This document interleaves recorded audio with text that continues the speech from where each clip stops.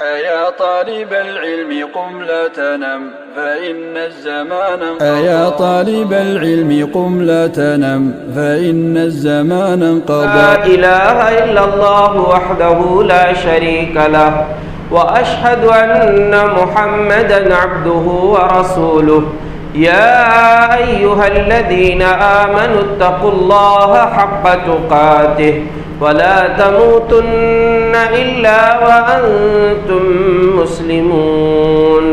يا أيها الناس اتقوا ربكم الذي خلقكم من نفس واحدة وخلق منها زوجها وبث منهما رجالا كثيرا ونساء واتقوا الله الذي تساءلون به والأرحام إن الله كان عليكم رقيبا. يا أيها الذين آمنوا اتقوا الله وقولوا قولا سديدا يصلح لكم أعمالكم ويغفر لكم ذنوبكم ومن يطع الله ورسوله فقد فاز فوزا عظيما. أما بعد فإن خير الحديث كتاب الله وخير الهدي هدي محمد صلى الله عليه وسلم وشر الأمور محدثاتها وكل محدثة بدعة وكل بدعة ضلالة وكل ضلالة في النار. أعوذ بالله من الشيطان الرجيم. بسم الله الرحمن الرحيم.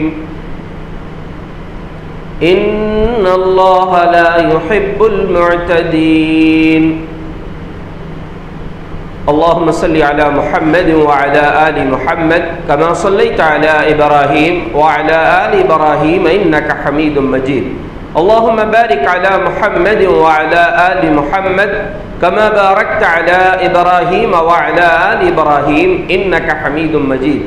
رب اشرح لي صدري ويسر لي أمري واحلل عقدة من لساني يفقه قولي.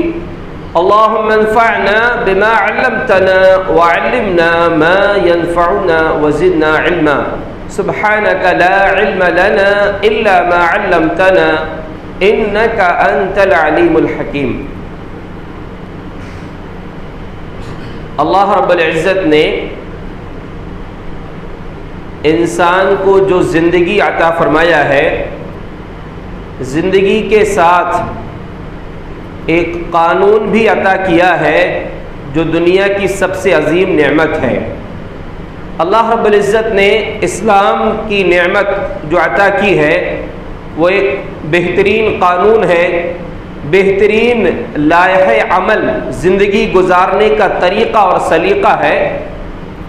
اللہ رب العالمین نے صحیح اور غلط کو واضح کیا ہے اور واضح کرنے کے بعد انسان کو اختیار دیا ہے،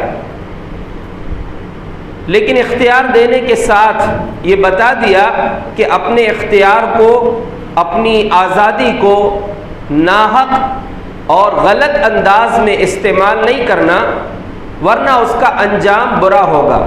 مومن کو ایک بات اپنی زندگی میں ہمیشہ یاد رکھنا چاہیے۔ آپ نے وہ حدیث کئی مرتبہ سنا ہے، لیکن کبھی اس پر غور کریں۔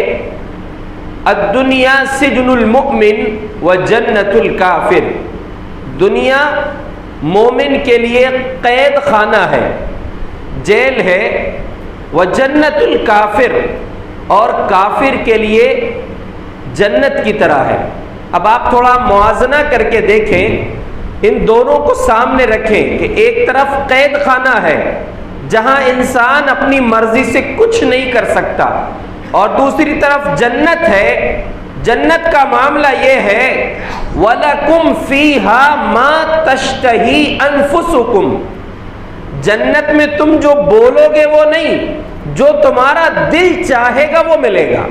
قید خانے میں انسان کے پاس آزادی نہیں ہے، اپنی مرضی سے وہ نہیں رہ سکتا، اور جنت میں آزادی کا عالم یہ ہے کہ بات ابھی زبان پر نہیں آئی ہے، آپ کے دل میں خیال آیا ہے کسی چیز کا، اور وہ چیز آپ کے سامنے حاضر ہو جائے گی۔ دنیا کی زندگی کو سامنے رکھیے، اس حدیث پر غور کیجئے مومن اگر ہم اپنے آپ کو سمجھتے ہیں، اپنے آپ کو صاحب ایمان اور اسلام والا سمجھتے ہیں، تو اس کو یاد رکھنا پڑے گا کہ مومن کی زندگی آزادی والی نہیں ہے. یعنی آزادی کا مطلب اتنی آزادی اس کو نہیں ہے کہ بس جیسا چاہے اپنی زندگی گزارے. وہ گزار تو لے گا، پابندی نہیں ہوگی اس کو کہ اس پر سختی کر دی جائے، بلکہ اللہ تبارک و تعالیٰ نے اختیار دیا لیکن نتیجہ بتایا ہے. تو جیسے قید خانے میں انسان زندگی گزارتا ہے، مومن کو اپنی زندگی کو اس انداز میں گزارنا چاہیے، اور جب ایسی زندگی وہ گزار لے گا تو فی عیشۃ راضیہ، قیامت کے دن اس کی مرضی کے مطابق اس کو زندگی ملے گی. ابھی ابھی رمضان کا مہینہ ہم گزارے ہیں، اللہ ہماری تمام عبادات کو، دعاؤں کو قبول فرما لے. لیکن یہ مہینہ ہمیں یہی بتاتا ہے کہ تمہیں اپنی زندگی گزارنا کیسے ہے. آپ سوچئے، صبح صادق سے لے کر سورج ڈوبنے تک ساری چیزیں ہمارے پاس موجود ہیں، حلال چیزیں، لیکن ہم استعمال نہیں کر رہے. کیوں؟ حد قائم کر دی گئی ہے، حد بتا دی گئی ہے کہ اس کے باہر نہیں نکلنا، اور اگر حد سے باہر نکلیں گے تو وہ نقصان ہو جائے گا. قرآن کریم کی ایک آیت کا ٹکڑا ہم نے جو آپ کے سامنے پڑھا ہے، وہ حصہ اللہ نے قرآن میں مختلف چیزوں کے ساتھ بیان کیا ہے، اور اس پر آیت کا خاتمہ ہوا ہے. پوری آیت ہم نے نہیں پڑھی ہے، آیت کا آخری حصہ ہے. اللہ نے کیا فرمایا؟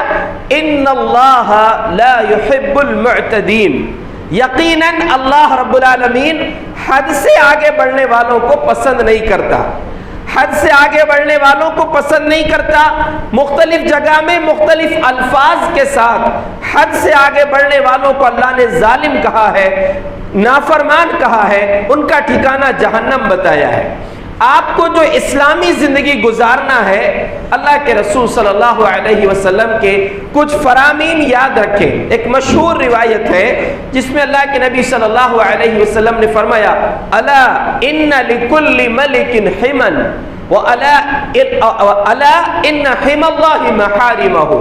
لوگوں یاد رکھو، ہر بادشاہ کی ایک چراگاہ ہوتی ہے، ایک جگہ ہوتی ہے جہاں اس کے یا بیت المال کے جانور جو ہے چرائے جاتے ہیں. آگے اللہ نے فرمایا، اللہ کے رسول صلی اللہ علیہ وسلم نے فرمایا، الا ان حم اللہ محارمہ. اللہ کی چراگاہ اس کی حرام کردہ چیزیں ہیں. کالراعی یرعی حول الحمى یوشک ان یرتع فیہ.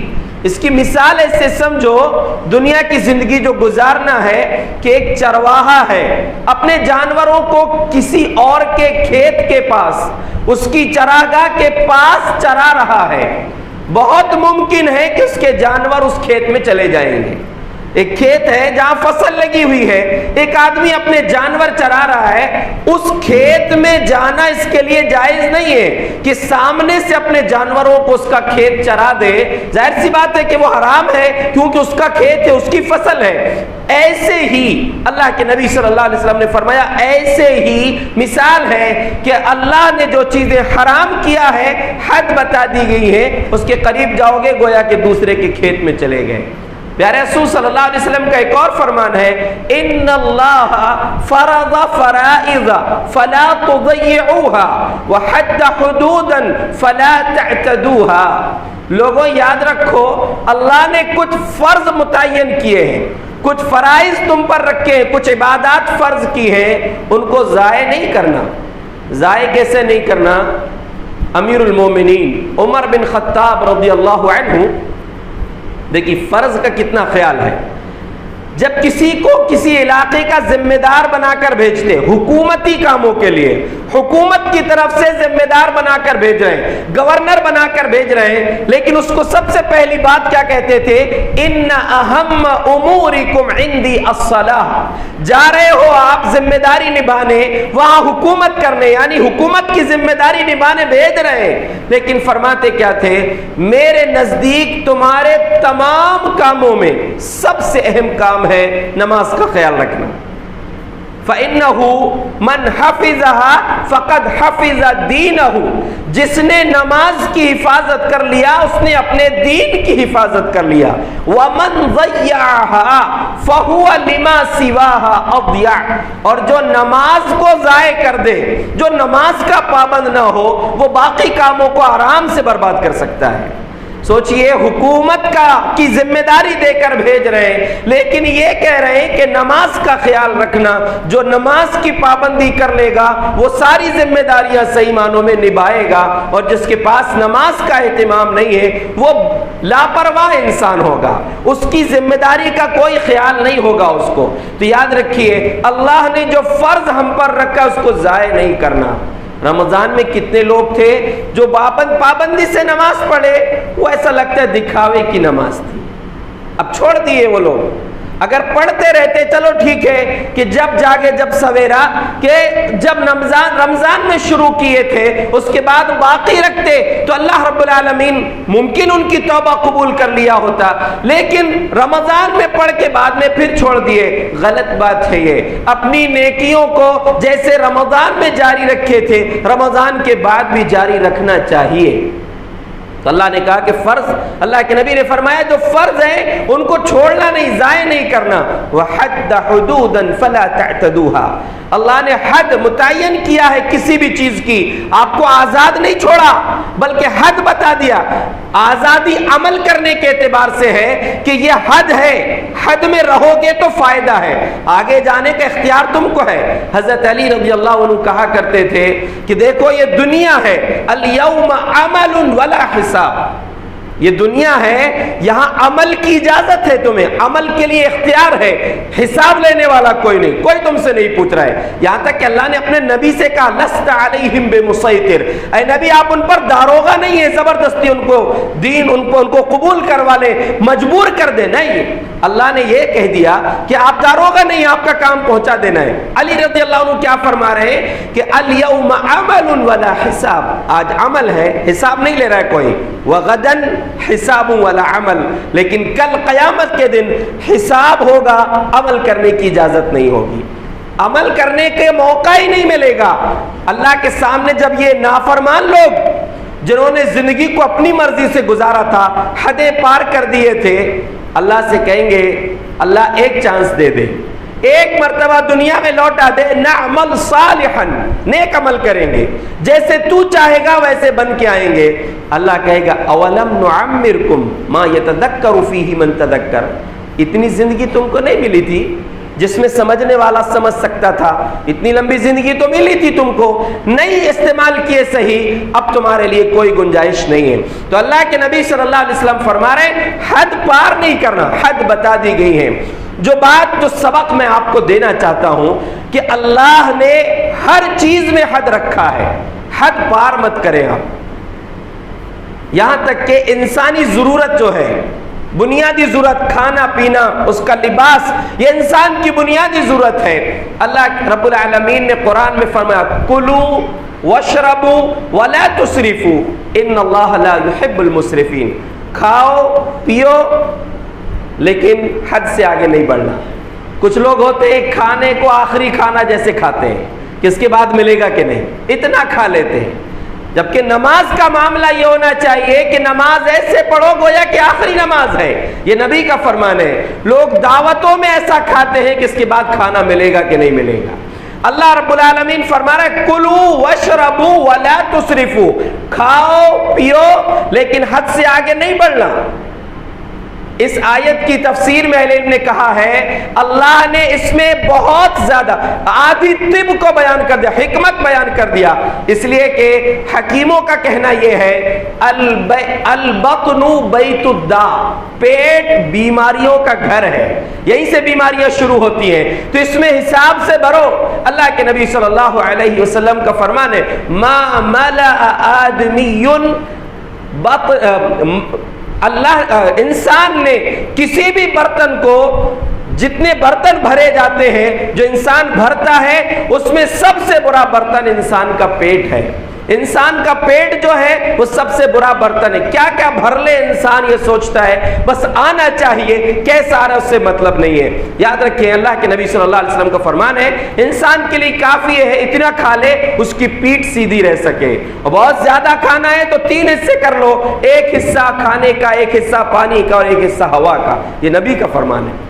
لیکن اس میں بھی لوگ حد سے آگے بڑھ جاتے۔ سوچئے کہ حد کے اندر رہنا کتنی اہم بات ہے، اللہ کھانے پینے میں بھی حد بیان کیا۔ اسی آیت کے ضمن میں امام بخاری رحمۃ اللہ علیہ نے نبی صلی اللہ علیہ وسلم کا فرمان ذکر کیا ہے، کلو واشربو والبسو وتصدقو ولا تسرفو، کھاؤ پیو پہنو صدقہ کرو لیکن حد سے آگے نہیں بڑھنا۔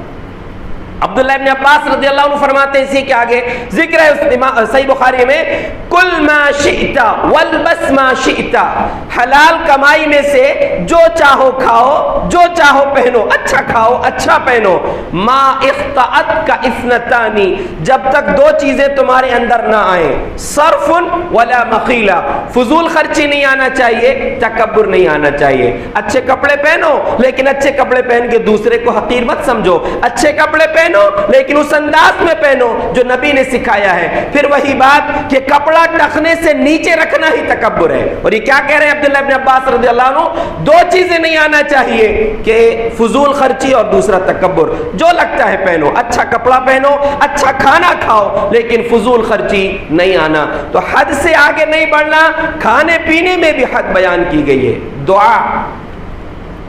دعا اللہ کو بہت پسند ہے۔ اللہ کے نبی صلی اللہ علیہ وسلم نے فرمایا لیس شیء اکرم عند اللہ من الدعاء، اللہ کے نزدیک دعا سے زیادہ باعزت چیز کچھ بھی نہیں ہے۔ جب انسان دعا کرتا ہے، اپنے رب کے سامنے ہاتھ اٹھاتا ہے، سجدے میں جاتا ہے تو اللہ کے سامنے اقرار کرتا ہے کہ اللہ میں محتاج ہوں، تو غنی ہے، تو بے نیاز ہے، ہم تیرے محتاج ہیں، وہ چیز اللہ کو بڑی پسند آتی ہے۔ بلکہ نبی نے یہ بھی فرمایا من لم یسأل اللہ یغضب علیہ، جو اللہ سے مانگتا نہیں اللہ کو اس پر غصہ آتا ہے۔ لیکن دعا میں بھی حد بیان کی گئی ہے۔ اللہ نے خود فرمایا ادعوا ربکم تضرعا وخفیا ان اللہ لا يحب المعتدین، لوگوں اپنے رب سے دعا کرو، گڑ گڑا کر مانگو، خاموشی کے ساتھ اس سے دعا مانگو، یقیناً اللہ رب العالمین حد پار کرنے والوں کو پسند نہیں کرتا۔ دعا کے ساتھ اللہ نے حد کا ذکر کیا ہے کہ ایک حد ہے اس سے آگے نہیں بڑھنا۔ دعا کیسے کرنا؟ جیسے نبی نے سکھایا ہے، نبی نے ہر چیز کے لیے دعا ہمیں سکھلائی ہے، ہر انداز کے ساتھ۔ ہاتھ اٹھا کے بھی آپ دعا کر رہے ہیں جب ضرورت پڑے، نماز میں آپ دعائیں کر رہے ہیں، اللہ سے مانگ رہے ہیں، اس انداز میں مانگے جو نبی نے سکھایا ہے۔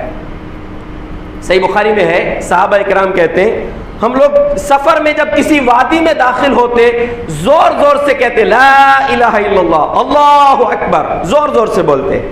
اللہ کے نبی صلی اللہ علیہ وسلم نے فرمایا یا ایھا الناس اربعوا علی انفسکم، وہ لوگوں اپنی جانوں پر رحم کرو، اپنے آپ پر رحم کرو۔ تدعون ربکم ما هو اصم ولا غائبا، تم اپنے اس رب کو پکار رہے ہو جو نہ تو بہرا ہے نہ تم سے غائب ہے، انہ سمیع قریب، وہ تم سے قریب بھی ہے اور تمہاری دعاؤں کو سنتا بھی ہے۔ چلانے کی ضرورت نہیں ہے، تمہیں زیادہ زور سے بولنے کی ضرورت نہیں ہے، خاموشی سے اپنے رب سے دعا کرو۔ حد پار نہیں کرنا، بہت زور زور سے چلا کے نہیں بولنا۔ ابھی میں آپ کو بتا رہا ہوں کہ اس حد پار کرنے کا دعا میں اس کا نتیجہ کیا ہوا جو آج ہم اپنے آنکھوں سے دیکھ رہے ہیں، اپنی کانوں سے سن رہے ہیں۔ اللہ کے نبی صلی اللہ علیہ وسلم کے ایک صحابی سعد رضی اللہ عنہ، ایک تو یہ ہے کہ بہت چلانا نہیں دعا کرنے کے لیے، دوسرا دعا اس انداز میں مانگنا جامع انداز میں جو نبی نے سکھلایا ہے۔ سعد رضی اللہ عنہ کے بیٹے دعا کر رہے ہیں، دعا کرتے کرتے کیا بولتے ہیں؟ اللہم انی اسألک الجنت ونعیمہا واستبرقہا، اے اللہ میں تجھ سے جنت کا سوال کرتا ہوں، اس کی نعمتوں کا سوال کرتا ہوں اور وہاں کے ریشمی لباس تجھ سے مانگتا ہوں۔ وَأَعُوذُ بِكَ مِنَ النَّارِ وَسَلَاسِلَهَا وَأَغْلَالَهَا، اے اللہ میں تجھ سے جہنم سے تیری پناہ چاہتا ہوں، وہاں کی بیڑیوں سے، وہاں کی زنجیروں سے میں تیری پناہ چاہتا ہوں۔ حضرت سعد رضی اللہ عنہ نے سنا کہ بیٹا دعا تو تو نے بڑی اچھی کیا ہے، اللہ سے بڑی اچھی بات مانگا ہے اور بہت بڑی چیز سے تو نے اللہ کی پناہ مانگی ہے، لیکن سن، میں نے اللہ کے نبی صلی اللہ علیہ وسلم کو فرماتے ہوئے سنا ہے اِنَّهُ سَيَكُونُ قَوْمٌ یعتدون فی الدعاء، بیٹا میں نے خود اللہ کے نبی سے سنا ہے کہ آپ نے فرمایا ایسے لوگ آئیں گے جو دعا کرنے میں بھی حد پار کر دیں گے، دعا کرنے میں حد سے آگے بڑھ جائیں گے، اور پھر یہی آیت پڑھ کر سنائی ادعوا ربکم تضرعا وخفیا، لوگوں اپنے رب سے مانگنا ہے تو گڑ گڑا کر مانگو، خاموشی کے ساتھ مانگو، اور صحیح معنوں میں اگر مانگنا ہے تو رات کی تاریکی میں مانگو، وہ رات کی تاریکی جس وقت رب خود اعلان کرتا ہے حل من سائل فاعطیہ حل من داع فاستجیب لہ، ہے کوئی دعا کرنے والا اس کی دعا قبول کر لوں، ہے کوئی مانگنے والا کہ میں اس کی مانگ کو پوری کر دوں۔ حضرت سعد رضی اللہ عنہ اپنے بیٹے کو کہہ رہے ہیں کہ دیکھو یہ آیت ہے، اور اس کے بعد کہا کہ دیکھ بیٹا دعا کرنا ہے تو یہ دعا کر، کیا دعا کر؟ اللہم انی اسألک الجنت وما قرب الیہا من عمل او من قول او عمل واعوذ بک من النار وما قرب الیہا من قول او عمل، اے اللہ میں تجھ سے جنت مانگتا ہوں اور مجھے جنت دے اور توفیق دے ایسی بات کہنے کی، ایسے عمل کرنے کی جو مجھے جنت تک پہنچا دے، اے اللہ میں تیری پناہ چاہتا ہوں جہنم سے اور ایسی بات اور ایسے عمل سے جو مجھے جہنم تک پہنچا دے، بس اتنا کہہ لو یہی تمہارے لیے کافی ہے۔ تو خاموشی کے ساتھ دعا کریں۔ بعض سلف نے کسی کو دیکھا کہ مسجد میں بیٹھ کے دعا کر رہا ہے اور رو رہا ہے، رو کر دعا کر رہے مسجد میں، تو کہا کہ لو کان بکاؤک فی بیتک لکان خیرا لک، تیرا یہ رونا تیرے گھر میں ہوتا تو بہتر ہوتا تیرے لیے۔ بہت ممکن ہے آپ لوگوں کے بیچ میں دعا کر رہے ہیں، اس کا مطلب یہ نہیں کہ مسجد میں دعا مت کریں، دعا کر رہے ہیں آپ، اور اگر آپ کی آنکھوں سے آنسو نکل گئے، ممکن ہے کہ آپ کے دل میں یہ بھی خیال آ جائے کہ لوگ کہیں گے کہ تو کتنا ڈوب کے دعا کر رہا ہے، کتنا دل سے مانگ رہا ہے۔ اگر یہ خیال آ گیا تو سب غلط، دکھاوا آ گیا آپ کے اندر، لیکن آپ اکیلے گھر میں رو رہے ہیں، اپنے گھر میں آپ اللہ کے سامنے دعا کرتے ہوئے رو لیں، تو وہ رونا تو اتنا پسند ہے رب کو۔ اللہ کے نبی صلی اللہ علیہ وسلم کا فرمان ہے عینان، دو آنکھیں ایسی ہیں جن پر اللہ نے جہنم کو حرام کر دیا ہے، عین بکت من خشیت اللہ وعین حرست فی سبیل اللہ، ایسی آنکھ جو اللہ کے ڈر سے رو لے، اور ایسی آنکھ جو اللہ کی راہ میں مجاہدین کی حفاظت کرے، نگرانی کرے، اپنی نیند کو قربان کر کے مجاہدوں کی نگرانی کرے، ایسی دو آنکھوں پر اللہ نے جہنم کو حرام کر دیا ہے۔ پیارے رسول کا فرمان کہ قیامت کے دن عرش کے سائے کے نیچے وہ خوش نصیب لوگ ہوں گے جن میں سے ایک خوش نصیب ہوگا وَرَجُلٌ ذَكَرَ اللَّهَ خَالِيًا فَفَاضَتْ عَيْنَاهُ، ایسا خوش نصیب انسان جس نے اکیلے میں، خالین کا لفظ ہے اکیلے میں، سب کے سامنے نہیں، کیونکہ سب کے سامنے رونے میں خطرہ ہو سکتا ہے، ممکن ہے آپ کے اندر اخلاص ہو، دکھاوا نہ آئے، لیکن آ سکتا ہے، شیطان ڈال سکتا ہے۔ حدیث کے الفاظ ہیں اکیلے میں اللہ کو یاد کر کے اس کی آنکھوں سے آنسو جاری ہو گئے، ندامت کے اندھیروں سے بدل جاتی ہے تقدیریں، اندھیری رات کے آنسو خدا سے بات کرتے ہیں۔ بتا یہ رہا ہوں کہ اللہ سے دعا کرو، خاموشی کے ساتھ مانگو، گڑ گڑا کر مانگو، رو کر مانگو، اگر یہ آنکھوں سے آنسو نکل گئے، وہ آنسو اللہ کے نزدیک بڑے قیمتی ہیں، بہت ممکن ہے کہ آپ کی فریاد قبول ہو جائے گی، لیکن اکیلے میں وہ آنسو نکالو، اللہ سے خاموشی سے دعا کرو۔ اللہ تبارک و تعالیٰ نے قرآن میں ایک حکم دیا جہاد کا، جہاد کے حکم، جو سب سے پہلا حکم جہاد کی اجازت آئی تھی، اللہ نے فرمایا یا ایھا الذین آمنوا قاتلوا الذین یقاتلونکم ولا تعتدوا ان اللہ لا یحب المعتدین، او لوگوں اللہ کی راہ میں جہاد کرو، کس سے کرو؟ جو تم سے لڑتے ہیں ان سے لڑو، دشمنوں سے مقابلہ کرو، لیکن ولا تعتدوها، حد پار نہیں کرنا، حد کے اندر رہ کر جہاد کرنا۔ قربان جائیے اسلام کی تعلیمات پر کہ دشمن سے لڑنے کی بات ہے، پھر بھی حد کے اندر رہنے کی بات، کہ دشمن سے مقابلہ کرنے کی باری آئے تو لڑنا، لیکن حد پار نہیں کرنا۔ حد پار کرنے کا کیا مطلب؟ احادیث میں آپ کو ملے گا، مثلا نہیں کرنا، کہ جس کو قتل کر دیے، دشمن مر چکا ہے آپ کا، اب اس کے کان کاٹ رہے ہیں، ناک کاٹ رہے ہیں، اس کے جسم کو الگ الگ ٹکڑے کر رہے ہیں، نہیں، مر گیا وہ، اس کو چھوڑ دیجئے۔ عورتوں کو نہیں مارنا، بچوں کو نہیں مارنا، جو اپنی عبادت گاہ میں عبادت کرنے لگا ہوا ہے اس کو نہیں مارنا، جو لوگ جنگ میں شریک نہیں ہیں ان کو نہیں مارنا، درختوں کو نہیں کاٹنا، جانوروں کو قتل نہیں کرنا۔ دیکھیے یہ اسلامی تعلیمات ہیں۔ پیارے رسول جب اپنے کسی لشکر کو بھیجتے تھے، جس لشکر میں خود نہیں جاتے تھے، آپ بھیجتے تھے تو جاتے وقت ان کو نصیحت کرتے تھے یہ ساری چیزوں کی کہ دیکھو تم جا رہے ہو اللہ کی راہ میں جہاد کرنے، لیکن ان چیزوں سے پرہیز کرنا۔ سوچئے جہاد میں بھی اللہ تبارک و تعالیٰ نے حد بیان کیا، وَلَا تَعْتَدُوا، حد پار نہیں کرنا۔ کیوں نہیں کرنا؟ ان اللہ لا يحب المعتدین، اللہ حد پار کرنے والوں کو پسند نہیں کرتا۔ اللہ نے حد بیان کیا ہر چیز میں۔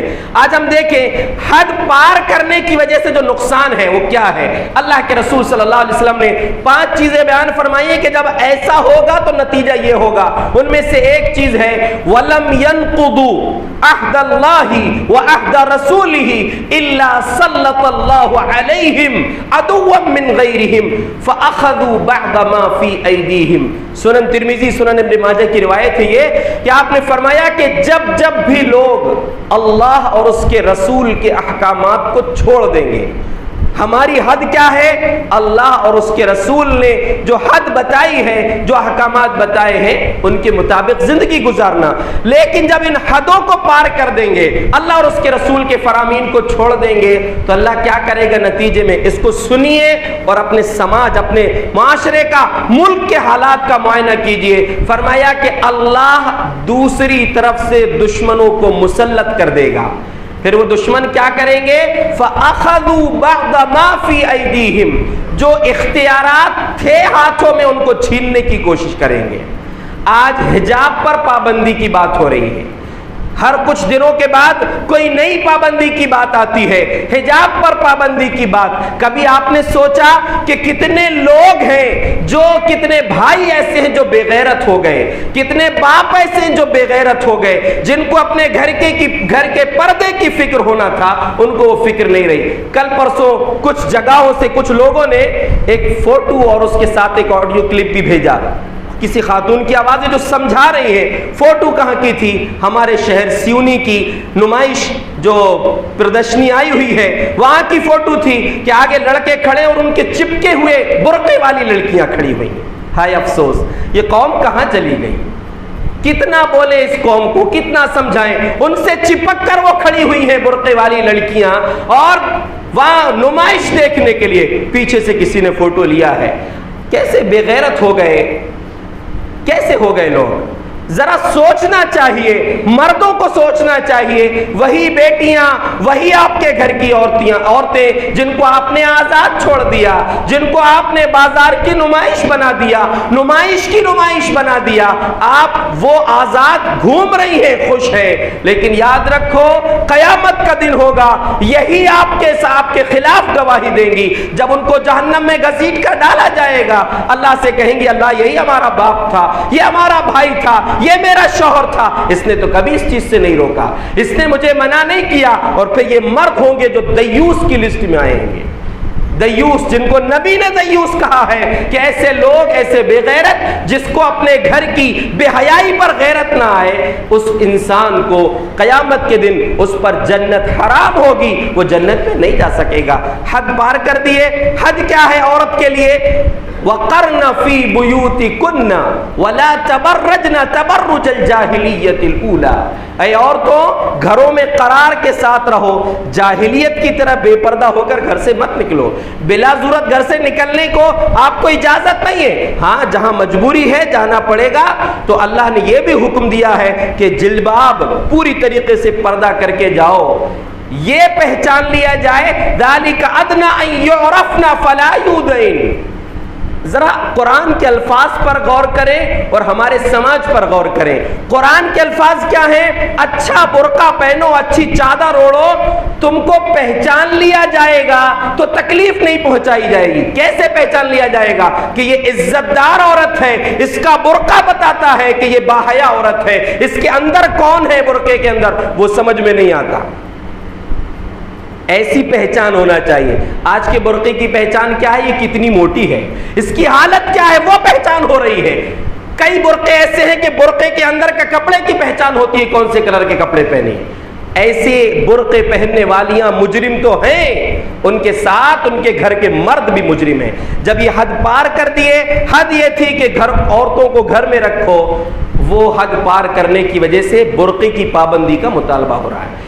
یہ حدیث کہہ رہی ہے کہ جب تم اللہ اور اس کے رسول کے احکامات کو چھوڑو گے، اللہ ایسے دشمنوں کو مسلط کرے گا جو تمہارے اختیارات کو چھیننے کی بات کہیں گے۔ اصل بات یہ نہیں ہے کہ ان کے اندر بے پردگی ہے، اس سے بڑی بات یہ ہے کہ مردوں کے اندر کی غیرت ختم ہو گئی۔ اکبر الہ آبادی نے کہا تھا، بے پردہ نظر آئیں کل جو چند بیویاں، اکبر زمین میں غیرت قومی سے گڑ گیا، پوچھا وہ ان سے تمہارا پردہ وہ کیا ہوا، کہنے لگی کہ عقل پہ مردوں کے پڑ گیا۔ پردہ جو ہے وہ مردوں کی عقل میں پڑ گیا، اس لیے عورت کے اوپر سے پردہ نکل گیا۔ اپنے عقل کے پردوں کو ہٹائیے ورنہ اور پریشانی آئیں گی۔ آخری بات یہ ہے کہ ابھی جو ہم نے بات کہا، ادعوا ربکم تضرعا وخفیا، اپنے رب کو پکارو، خاموشی کے ساتھ پکارو، خاموشی سے اپنے رب سے دعا کرو، گڑ گڑا کر دعا کرو۔ اس میں حد پار کر دیے تو اللہ تبارک و تعالیٰ نے وہ بات بھی ہم کو دکھا دیا۔ مائک کا استعمال اذان کی حد تک ہو، غیر مسلم خود اذان کا انتظار کرتے، فجر کی اذان کا، جس پر اعتراض اٹھ رہے ہیں، غیر مسلم خود فجر کی اذان کا انتظار کر کے اپنے کام شروع کرتے۔ ان کو تو نماز نہیں پڑھنا، لیکن اپنے کام کی شروعات کے چلو صبح کی شروعات ہو چکی ہے، اذان ہو چکی ہے، اس پر انتظامات ہو چکے، موبائل ہے لوگوں کے پاس، گھڑیاں ہیں، چلانے کی کیا ضرورت؟ صبح شام بدعت کو کھلے انداز میں علل اعلان زور سے چلا کر بول رہے ہیں۔ بدعت کیا؟ اذان کے موقع پر درود ابراہیم پڑھنا ہے، وہ بھی کب پڑھنا ہے؟ اذان کے بعد پڑھنا ہے۔ ہمارے بھائی کیا کر رہے ہیں؟ اذان کے پہلے پڑھ رہے ہیں، اور کون سا پڑھ رہے ہیں؟ میڈ ان انڈیا پڑھ رہے ہیں، جو بدعت ہے۔ الصلاۃ والسلام علیک یا رسول اللہ، یہ گلے پھاڑ کے آوازیں نکال کے مائک پر پابندی لگوانے کی بات کی جانے لگی۔ کیوں؟ اللہ اور اس کے رسول کے حد کو پار کرو گے۔ ایک تو آواز بلند کر رہے ہیں، دوسرا بدعت پھیلا رہے ہیں، شرکیہ عقائد اس کے اندر موجود ہیں کہ اللہ کے نور کا حصہ ہیں، اللہ کے ایسے حبیب ہیں کہ اللہ نے اختیارات دے رکھا ہے، اور سلام کے الفاظ آپ اردو میں سنتے ہیں، کیسے شرکیہ کلمات اس کے اندر، یہ سب چلا رہے ہیں۔ کب؟ جب لوگوں کی نیند کا وقت ہے، آپ اس وقت آوازیں کر رہے ہیں، اس وقت زور سے چلا رہے ہیں۔ اور یاد رکھیے، پکار کس کو رہے ہیں؟ ایک طرف تو اللہ ہے ہی دعا سننے والا، یہ کیا بول رہے ہیں؟ نبی عالم الغیب ہے، نبی سب چیز سنتے ہیں، سب سے سنتے ہیں۔ ایک طرف عقیدہ یہ کہ سب سنتے ہیں، اور پھر چلانے کی ضرورت کیا ہے؟ آپ اس رب کو پکاریے جو رب خاموشی سے سنتا ہے۔ ام المومنین عائشہ صدیقہ رضی اللہ عنہ فرماتی ہیں، ایک خولہ رضی اللہ عنہ نبی صلی اللہ علیہ وسلم کے پاس آئیں، مسئلہ پوچھ رہی تھی کہ میرے شوہر نے زہار کر لیا۔ زہار کس کو بولتے ہیں؟ انتی علیہ کظہر امی، اپنی بیوی سے کہہ دیتے تھے اس دور میں لوگ کہ تو میری ماں کی طرح ہے۔ اس میں ہوتا یہ ہے کہ عورت حرام، یعنی حرام کیسے ہو گئی؟ پابندی لگ گئی اب اس کے اوپر۔ کب تک؟ جب تک یا تو غلام آزاد کرے، مسلسل 2 مہینے کے روزے رکھے، یا پھر 30 مسکینوں کو کھانا کھلائے۔ اب معاملہ یہ ہوا کہ پابندی لگ گئی۔ اللہ تبارک و تعالیٰ نے کہ اللہ کے نبی کے پاس حضرت خولہ رضی اللہ عنہ آئیں کہ میرے شوہر نے ایسا بات کہی، جی میری غلطی تو نہیں ہے اس میں۔ حضرت عائشہ فرماتی ہیں، خاموشی سے بات کر رہی تھی کمرے کے ایک کونے میں، دوسرے کونے میں میں تھی، مجھے آواز نہیں آئی کہ وہ کیا بول رہی ہیں۔ اللہ نے قرآن کی آیت نازل فرما دیا، قد سمع اللہ قول التی تجادلک فی زوجہا وتشتکی الی اللہ۔ اے نبی، اللہ نے اس عورت کی بات کو سن لیا ہے جو اپنے شوہر کی شکایت کر رہی ہے، اپنے شوہر کا معاملہ لے کر تمہارے پاس آئی ہے اور اپنے رب کے پاس شکایت کر رہی ہے۔ عائشہ رضی اللہ عنہ فرماتی ہیں کہ میں نے تو آواز کو نہیں سن سکی، رب نے 7 آسمانوں کے اوپر اس آواز کو سن لیا۔ ایسا رب ہے ہمارا، اس کو پکارنے کے لیے چلانے کی ضرورت نہیں ہے، مائک کھول کے لوگوں کو پریشان کرنے کی ضرورت نہیں ہے۔ اور یاد رکھیں، حضرت لقمان نے اپنے بیٹے سے کہا تھا، وَاقْصِدْ فِي مَشْيِكَ وَاغْضُضْ مِنْ صَوْتِكَ إِنَّ أَنْكَرَ الْأَصْوَاتِ لَصَوْتُ الْحَمِيرِ۔ اپنی چال کو درمیانی رکھ، اپنی آواز کو کم رکھ، اس لیے کہ ان انکر الاصوات لصوت الحمیر، سب سے بدترین آواز کوئی ہے تو وہ گدھے کی آواز ہے۔ یہ قرآن کے الفاظ ہیں، حضرت لقمان نے اپنے بیٹے سے کہا۔ تو مطلب یہ ہے کہ چلانے سے بات نہیں بنتی،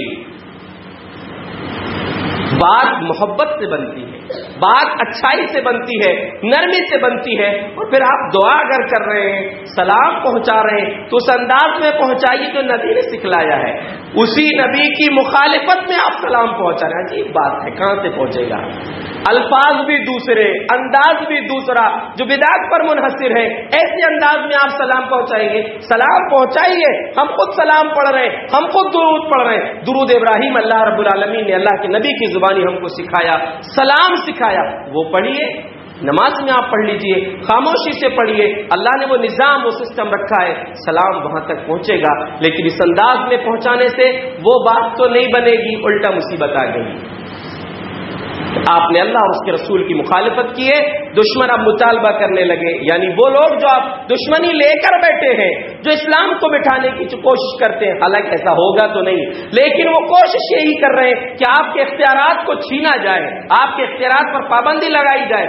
ایک کچھ جگہوں پر ہو چکا، مہاراشٹر میں غالباً پابندی لگ چکی ہے 10 سے 6 بجے تک کی۔ ہمارے یہاں پر اللہ نہ کرے کہ ایسا موقع ہے، کوشش یہ کرنا چاہیے کہ ہم اپنی اصلاح کریں، اپنے آپ کے بارے میں سوچیں، اللہ رب العالمین سے دعا بھی کریں کہ اللہ ہمیں صحیح دین پر عمل کرنے کی توفیق دے، اور کوشش کریں خود بھی دین پر صحیح عمل کریں، دوسروں تک اللہ کا پیغام پہنچانے کی کوشش کریں۔ اللہ سے دعا ہے جو کچھ باتیں میں نے کہی ہے اللہ رب العالمین اس پر ہمیں عمل کرنے کی توفیق عطا فرمائے، حج کے اندر رہ کر دین اسلام پر عمل کرنے کی سعادت نصیب فرمائے، آمین۔ وآخر دعوانا الحمدللہ رب العالمین۔